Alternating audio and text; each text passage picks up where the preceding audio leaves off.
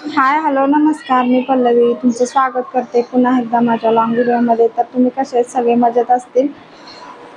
तर आजच्या व्हिडिओचा सब्जेक्ट असा की मी आज लाईव्ह घेते आणि त्याच्यावरती कॅप्शन टाकलं होतं की बालपणीच्या आठवणीवर बोलू काय. तर तुम्ही म्हणाल डायरेक्ट ताई तुम्ही 15 वर्ष संसार करून बालपणावरती कसं काय बोलायला सुरुवात केली. तर याचा विषय असा आहे की आम्ही ज्या प्रायमरीच्या मैत्रिणी होतो, म्हणजे आम्हाला एकमेकींना भेटून किमान 20 वर्ष तरी झाले असतील.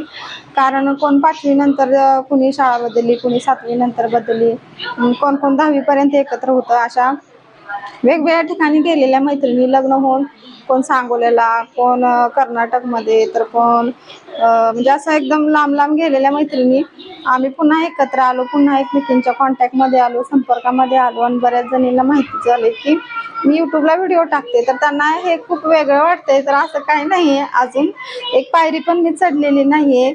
आणि तुम्ही जर मला साथ दिली तर मी खरंच नक्की पुढे जाईन. आणि प्रत्येकीची नावं तर मला आठवत होती, पण चेहरे आता इतके बदललेत की त्या ओळखू पण येत नाही. आणि हसायला पण येते आणि भारी पण वाटते. त्याच्यावरती आमची मेसेजवरती खूप सारी चर्चा चालू असते आणि खरंच भारी वाटते. म्हणजे असं वाटते की जवळचं कोणीतरी लांब गेलेलं पुन्हा संपर्कामध्ये आलं. त्यावेळेला प्रत्येकीची परिस्थिती शाळेमध्ये असताना वेगळी होती. कुणाच्या घरचं चांगलं होतं, कुणाचं नव्हतं. तरी पण आता सगळ्या जणी म्हणजे जेवढ्या पण माझ्या बॅचमध्ये होत्या, वर्गामध्ये होत्या, त्या सगळ्यांचं चांगलं झालंय. आणि खरंच आज गुरुवारचं मी बोलते, खोटं नाही.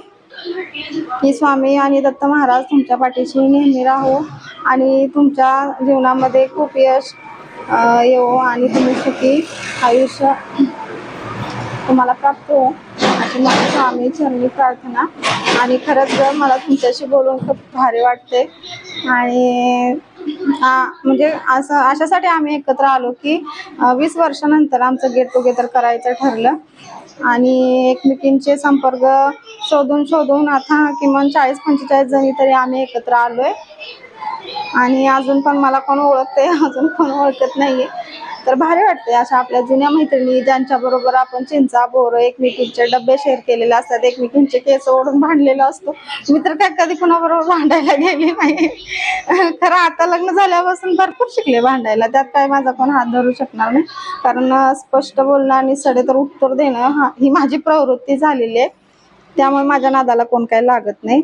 आणि राहिलं शिलाईचं काम, तर वाजलेले आहेत 6:30. माझं शिलाईचं काम झालेलं आहे आणि आत्ताच तुम्ही बंद केलेलं आहे. शिलाई झाल्याच्या नंतरच मी व्हिडिओ शूट केलं, लाईव्ह गेली आणि नंतर आता यूट्यूबचे व्हिडिओ. तर आज आहे गुरुवार, आज आहे माझा उपवास. तर आता जाणार स्वयंपाकाकडे. मग काय आजचा दिवसच संपला, आता काय बोलणार ताई तुम्हाला. तर ज्या कोणी माझ्या मैत्रिणी व्हिडिओ बघतात खरंच त्यांना मनापासून थँक्यू. आणि हे काय एकदम मोठं काम नाही आहे ग, हे छोटंच आहे. प्रत्येकीच्या मध्ये काय ना काहीतरी कला आहे. त्यांना माहिती आहे माझ्यामध्ये लहान असल्यापासून, म्हणजे शाळेला 1ली ते 10वी पर्यंत जेवढ्या पण मैत्रिणी मला माझ्या क्लोज होते त्यांना सगळ्यांना माहिती आहे. माझ्या शिक्षकांना माहिती आहे की मला गाण्याची, कवितेची आणि वाचनाची आवड होती. आणि कला या क्षेत्रात मी सरस होती. गॅदरिंग म्हटलं की मला काय सुचायचं नाही, म्हणजे मी कशात भाग घेऊ असं मला व्हायचं. आणि खरंच त्या जुन्या आठवणींना परत आणि एकदा उजाळा दिल्यासारखं होते. आणि लवकरच आम्ही गेट टुगेदर निमित्तानं आमची भेट होणार आहे आणि त्यावेळी सुद्धा मी माझा लॉंग व्हिडिओ नक्की शेअर करेन आणि तुम्हाला दाखवेन माझी शाळा, माझं गाव आणि माझ्या मैत्रिणी. धन्यवाद.